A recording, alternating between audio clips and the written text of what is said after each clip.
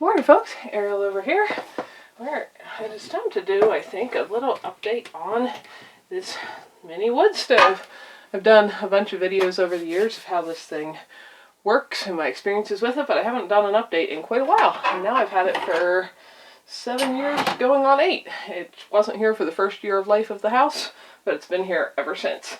Anyway, this is the morning. It's chilly, so I'm going to get this going while I talk, because it is out cold. Because it's such a small firebox, you do have to kind of clean out the ashes very regularly, and by that I mean I do this basically every day, using my specially designed thrift store stainless steel spoon ash scooper. There's some coals in there. Well, I mean, they're cold, but chunks left. I'm trying to just scoop the loose ash out. In a normal size wood stove, you don't need to do this. It just packs in there and it's fine. This one just has such a tiny firebox. I found when I try to do that, I simply run out of space to put wood in. So I do this while it's cold and easy to do. Just remove some of the loose ash, and it all goes in the compost pile and then into the garden. And there's a little steel plate in here that I'm just going to lift and clean out the edges around. That helps keep air flowing under and around everything. This stove is a Gray Stoveworks Mini CT12. It's 12 inches square on the outside, and unfortunately, to answer all the questions I'm going to get, I don't believe you can go buy one. They were manufactured for a few years. That was when I bought mine. I use spare little paper scraps then to just clean up any little ashes I spilled. Anyway, and I don't know what happened to the manufacturer. They seem to have disappeared. It was a little small, welding shop with a couple people. This, in case you're wondering, was an old tin from dog treats somebody gave me. So it's metal. So even if those ashes were hot, they could have gone in there, but they're not. So then we've got to light the stove for the morning. And people have said, oh, a tiny stove would be fine, except that you have to get up so many times during the night to stack it. Now, if I wanted it to stay roaring all night, that is true, I would. I am way too lazy for that. I am not doing anything of the kind. I've never got up in the middle of the night to stack my stove. There's not room for me and the tripod here, so excuse the shaking. I'm going to just show you how I stack everything kind of crisscross there with gaps between all of it. This is only really important when you're lighting it from cold. So I've got 3 on the bottom, a couple there on top, and then I'm going to use my wonderful fire starter here, which is Magic Fire Dust. If I can watch, see, that's what happens when you try to watch the camera and not what you're doing. Anyway, I put a couple scoops in there. That is sawdust soaked in diesel. Nothing goes to waste around here. We have no such thing as construction waste, because we even use every particle of sawdust. A lot of it goes in toilets, but some does stuff like this. And this is excellent for starting a quick hot fire. So that's kind of how I stack the stove. I just wanted you to be able to see that, with plenty of air gaps between everything to get it going, so it can draw lots of air. So now that I've got that stacked, I'm going to light it here. I like these long lighters. They just make it easy. You can see it take off there. I'm going to I usually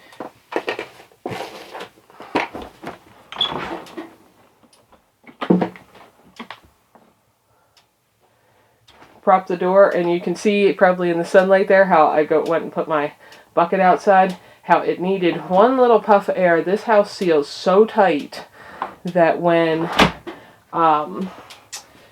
when it's first cold, I actually usually, when I'm not talking to the camera, grab my starter bucket, which lives outside, leave the door open a crack when I'm lighting this, because it needs that extra ability to easily suck air just to get the suction going up the chimney initially, because this house is very snug.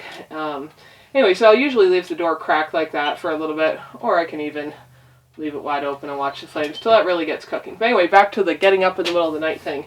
That is not something I do at all.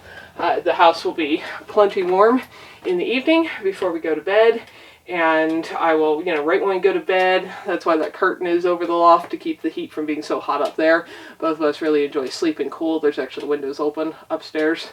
It's in the teens outside. I sleep with windows open year round. Plenty of blankets.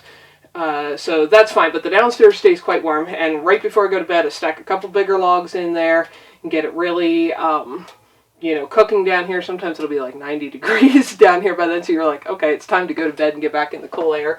And then it just burns out when it burns out, and then I do this in the morning. Get up and, as you saw the other day, race out to bust ice and make sure everybody's got water to drink, and then come in and light the stove.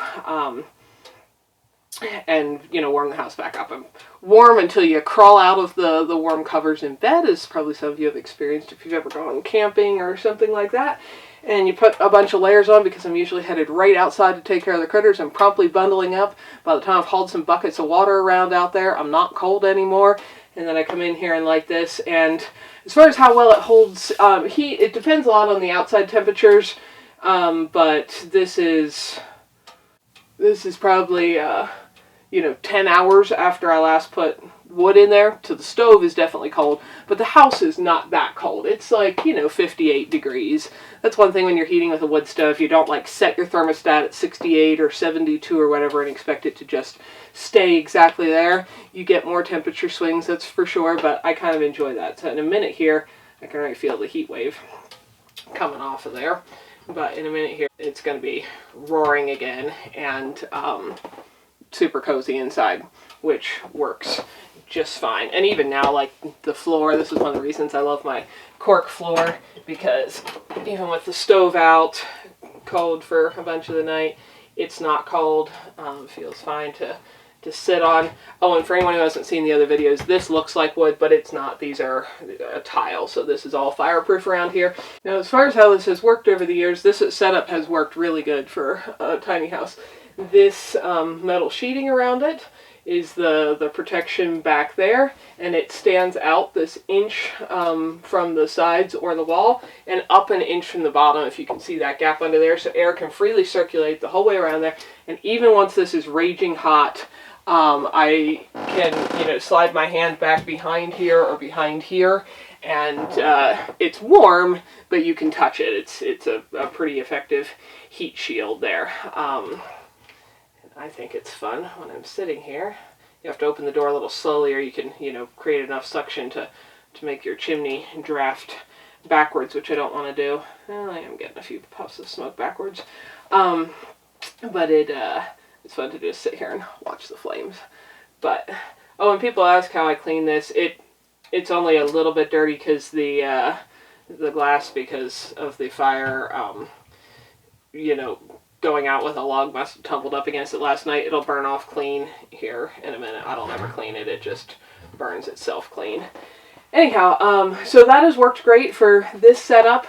My chimney, I've done videos on how I clean the chimney before. If you're interested in the details of that, it's very easy to clean because I've got this short chunk right here before it goes through the wall. And then I've got a fairly short chunk compared to most big houses outside, and I just pull both off and clean them out. Now, when I lived in the old clearing, this is one of the biggest differences I've noticed since moving the house, because I had a lot of years of experience there. I cleaned this chimney all the time. I mean, like normal people clean their chimney like once a year or whatever. I clean my chimney once a week to every 10 days because I would get creosote buildup. I never got a really good draft there. And I think it's primarily because I was smack up against a wall of trees. You know, you're always told that the chimney should go up higher than the outside of, you know, the peak of your roof so you get good airflow. Well, the peak of my roof isn't what was blocking the airflow there. It was that I had 80-foot trees right beside the house, and right behind them, a couple thousand-foot mountain. So there was no way to put a several thousand-foot chimney on the tiny house. Oh, you can see the little fan starting up. That's my little non-electric fan, and it actually creates its own little electrical current technically, but it's not plugged into anything. And as the stove heats up there, it starts to blow, and this is just a pot I keep water in to add some humidity back into the house, because it does get very dry with wood heat. Anyway, so there was no way to run a several thousand foot chimney. So it worked, but it just never drew really good. And that made, you know, just, it wasn't even creosote like the drippy, sticky stuff, which I know people say you get from burning pine. They think it's from the pine sap. That's not true. You get creosote buildup when you don't have a really hot fire and you don't have good air movement. It doesn't matter what you're burning. Now, pine is a softer wood, and so is aspen, so they do tend to burn a little cooler than burning like oak or maple and such, so that can add some more creosote. But I was getting just the flaky ash settling out, not the sticky creosote. And it was just, I'm pretty sure now, especially having moved, that it just was lack of really good air movement. Now, where the house is parked more out in the open, as you have seen, this fire has never burned hotter. I had a chimney cap on here. That's the one I've been using for years when we moved the house down here, and would light up a fire, and it would roar like it has never, ever done in all the years I've used it. And I was like, oh, this is great.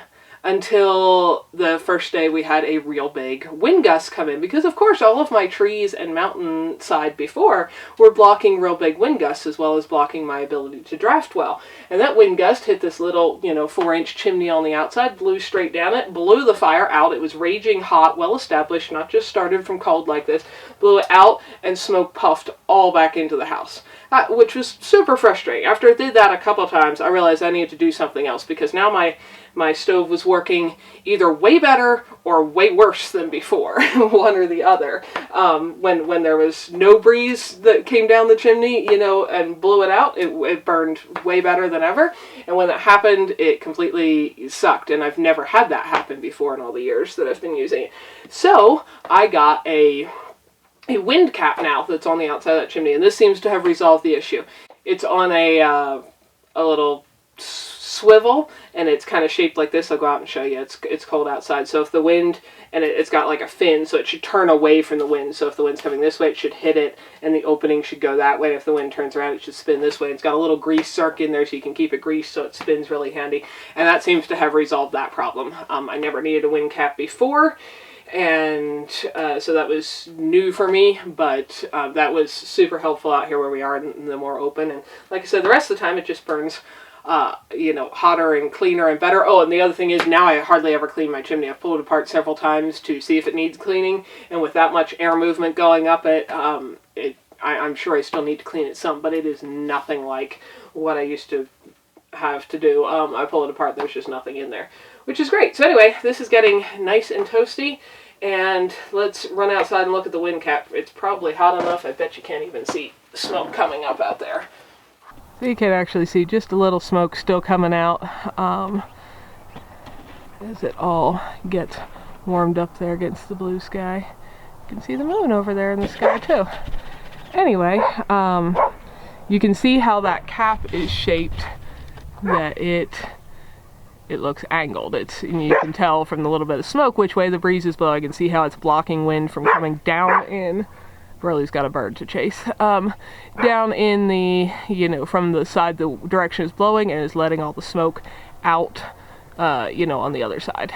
And it spins back around quite easily anytime the wind changes direction, which it does here all the time. We don't really have a sustained wind direction. It comes and goes from all kinds of circles here, because we are still in a little valley surrounded by mountains, just not right up against the side of one. So that's how the stove is working out. If I had not put that in after the first year of life here in the tiny house, I think I would have probably had the entire house rotted apart with mold, because my other source of heat was propane, and that added just way too much moisture. You can go back and see older videos and blog posts detailing the issues with that. That's why this stove was added. It was not here when I first moved in. Added it after that first winter, and hi Pollywog, and it's been in here ever since and been wonderful. And since this one is not manufactured, unfortunately I can't link you to anywhere to find it. Hi, I do love you, I do. But I will put some links below to some of the most similar ones I know of. I do not have any personal experience, obviously, with any of them, so I can't tell you what's good or bad or anything about them. But this one works really well for me. It is 12 inches square on the outside, and it fits. You could jam an 8-inch log in there or turn it at an angle. I usually cut the firewood to be, 7.5 inches long, because that gives me just a little bit of wiggle room to place my pieces inside. So that's smaller than most people's kindling, but it works well, keeps us super cozy. And in my experience so far, in all the years I've lived here, it varies a bit by year, but for those wondering, I use about 1.5 cords of wood. A lot of years actually it's 1.25 cords. 1.5 cords is the most I've ever used. If you're not familiar with that, a cord of wood is an 8 foot by 8 foot by, a 4 foot by 4 foot by 8 foot stack of wood, or 128 cubic feet, however you stack it. That's about what I go through in a full year, and it's winter here, and I have the stove actively running most of the time from usually October through April. That's kind of the full-time burning, and then of course I have fires some in the summer. We have plenty of nights out close to or even below freezing in the summer, so I use some wood then as well. So overall it's pretty efficient. I stay plenty cozy with 1.5 cords of wood. So even though I do more splitting and puppy dog cuddling, that I have to split more to make my pieces smaller. A lot of the bigger houses, more normal sized houses in the area, easily go through 5 or 6 cords in a year. So using just a little over 1 cord is goes back to meaning I probably have either less or the same amount of splitting as most people. So that's a little update on the wood stove. That's kicking out quite a wall of heat now here, so I'm getting toasty and need to move away from it. So I'm going to sign off. Hopefully that answered your wood stove questions. If I miss something, ask down below and I'll try to get it answered eventually. Over here at Fineth, thank you so much for watching these videos and spending some of your very valuable time choosing to do that. We hope you found something that was useful, educational, helpful, maybe save someone else some time and trouble, or just something just plain beautiful. If you don't want to miss any videos, subscribe and hit the bell. And thanks for coming along on our journey as we build a new little homestead with our tiny house and everything to come.